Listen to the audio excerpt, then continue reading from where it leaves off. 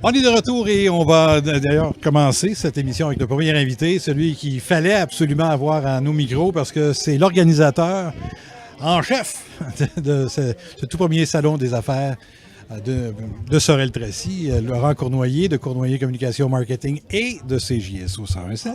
Et oui, et de la Chambre de commerce aussi. Et de la Chambre de commerce. Accessoirement. Oui, parce que la Chambre de commerce est aussi très impliquée. Oui, tout à fait.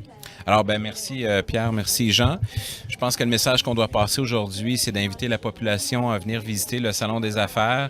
C'est une occasion exceptionnelle pour rencontrer une quarantaine d'exposants de la grande industrie, de l'institutionnel, services financiers, PME, micro-entreprises. Donc, on a une belle occasion de voir la diversité économique, là, puis encourager ou en connaître davantage sur nos entreprises qui veulent développer. Hein, parce que s'ils ont un kiosque ici au Salon des affaires, c'est qu'ils veulent développer leur entreprise. Assurément, ils veulent plus de chiffre d'affaires, ils veulent développer leur vente.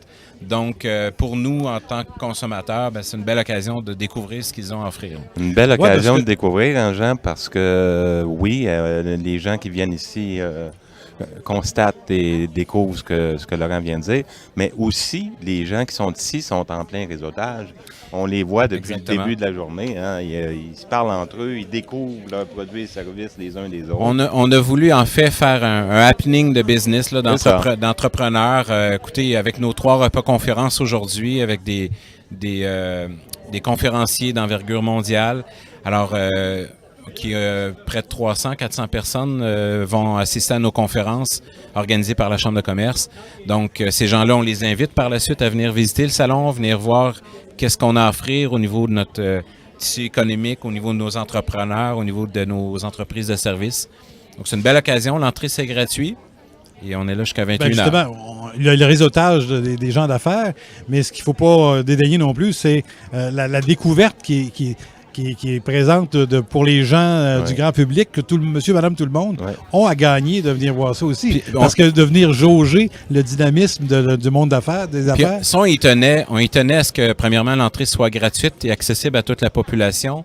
Il ne faut pas être intimidé de dire qu'on va dans un salon d'affaires, même si on n'a pas d'entreprise. Ouais. On a une occasion vraiment de voir toutes sortes d'entreprises. Puis je vois ici à ma droite, il y a des entrepreneurs, travailleurs autonomes, micro-entreprises. Ouais. Je tenais à ce que ces kiosques-là soient présents ensemble pour s'associer un peu à toutes les autres entreprises qui sont établies depuis plus longtemps. C'est important de les faire connaître. Puis on en a 14-15 ici à notre droite qui nous permettent justement de présenter devant un grand public. Il y en a des fois qui n'ont pas de pignon sur rue. Alors, il y a une occasion de se faire connaître, de faire valoir leurs services, leurs produits. Plus tôt à la radio, je parlais avec Mario Fortin du CJE. Puis je faisais penser finalement, parce qu'il n'y avait pas pensé lui-même, mais que ces jeunes, il disait, ils ne seront pas ici aujourd'hui. Mais pourquoi pas? Parce que les jeunes ont beaucoup à gagner à venir partager la passion des gens d'affaires qui sont ici. Ils peuvent se découvrir des passions eux-mêmes et ils peuvent même faire des contacts qui peuvent leur être bénéfiques pour l'été ou pour même pour le reste de leur vie. Ça donne plein d'idées. Hein? Ouais. Exactement. Écoutez, c'est pas un salon de l'emploi, mais je pense qu'il y a une belle occasion pour les jeunes, comme tu dis, de venir voir qu'est-ce qui se passe au niveau de l'offre de services des entreprises de chez nous, des PME, il y a de l'industriel. Il y a vraiment une belle panoplie. Avec 40 exposants, on est très fiers. C'était notre objectif d'avoir une quarantaine d'exposants. Et il ne reste plus qu'à souhaiter qu'il se passe de belles affaires aujourd'hui. Il y a des organismes de développement économique aussi. Tout à fait. La SADC, le CLD, qui sont des partenaires de premier plan pour l'organisation du salon. Je remercie aussi Sorel-Tracy Nissan, qui est notre partenaire principal, et évidemment Desjardins. Donc, ce sont nos 4 partenaires principaux qui nous permettent de financer une opération comme celle-là. Vous savez, il y a beaucoup de travail en arrière d'une organisation comme celle-là. Alors, je tiens vraiment à les remercier. On parlait du domaine industriel. C'est bien certain qu'il y a du réseautage qui peut se faire jusqu'à un certain point. Mais je pense à une entreprise comme FabSpec avec qui on s'est entretenu également aussi ce matin. Ce qui semblait important pour Monsieur Denis Plamondon. Monsieur Plamondon de FabSpec, c'était de transmettre sa passion. Et il le faisait drôlement bien. Comment il est fier de son entreprise établie ici depuis 45 ans, si je ne m'abuse, et qui Lui-même, justement, avouait qu'il comptait peut-être rencontrer des gens qui pourraient s'intégrer à son équipe, mais je pense que le but de ça, c'était de partager la passion. Et c'est ça que les gens peuvent venir chercher ici, de partager l'engouement de ces gens-là qui ont eu le courage et qui ont la persévérance de faire affaire dans Sorel-Tracy, de continuer de faire fleurir leur entreprise dans une région qui en a bien besoin. Parce que des entreprises comme FabSpec ou Acier Richelieu ou Atelier d'usinage Côté-Audet, entre autres, qui sont présents, c'est une belle vitrine parce que ces entreprises-là sont en recherche de main-d'œuvre spécialisée. Alors, c'est important de montrer qu'ils s'impliquent puis qu'ils s'investissent.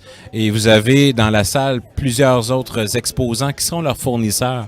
Alors, c'est important de faire partie de cette dynamique-là. Je pense qu'aujourd'hui, c'est une fête pour l'entrepreneuriat à Sorel-Tracy. Puis pour les visiteurs, c'est une belle occasion d'aller rencontrer nos gens d'affaires. Alors, c'est tout à fait gratuit. Est-ce qu'il reste des places pour les gens qui nous écoutent en direct, là? Pour les repas conférences, c'est tout booké. Mais pour le salon, il y a de la place jusqu'à 9h ce soir, sans faute. Jusqu'à 21h, on vous attend, c'est gratuit. C'est à la salle Richelieu de l'Hôtel de la Rive. Merci, Laurent Cournoyer. Merci beaucoup. Merci. Et on se donne rendez-vous au prochain. Oui, à l'année prochaine, ça sera le 24 au lieu du 25. La date est déjà fixée. Merci beaucoup. Laurent Cournoyer de Cournoyer Communication de CJSO 101.7 et de la Chambre de commerce, mais c'est surtout l'organisateur. Il était là pour témoigner là, de ce bel événement qui vit ses premières heures ici à Sorel-Tracy, le Salon des affaires de Sorel-Tracy. On fait une pause et de l'autre côté, notre prochain invité.